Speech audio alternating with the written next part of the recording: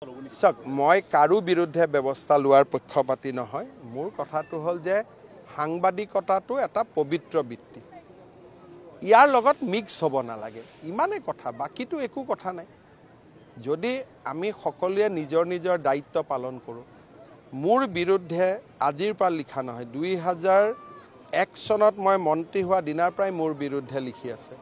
কিন্তু মোৰ বিৰুদ্ধে লিখা সাংবাদিকৰ ঘৰতো মই নিজে যাওঁ বেমাৰ আজাৰ হলে তেওঁলোকৰ লগত থাকো ঘৰৰ বিপদ হলে তেওঁলোকৰ লগত থাকিব চেষ্টা কৰোঁ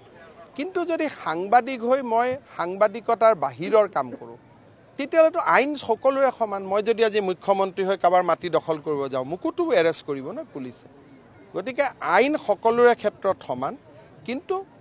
মই এইটো কথা বিশ্বাস কৰোঁ যে বিজেপি এটা চৰকাৰ যোনে আমাৰ এগেইনষ্টত ইমান লিখে আমিতো কাকো একো নকওঁ আমাৰ এগেইনষ্টত লিখা মানুহজনকো লগ পালে হাঁহি মাৰি মাত দিওঁ হয় না এতিয়া আপোনালোকৰ ভিতৰত কিমানে হয়তো মোৰ এগেইনষ্টতে গৈ আজি লিখিব মইতো কেতিয়াও এটাও টান শব্দ নকওঁ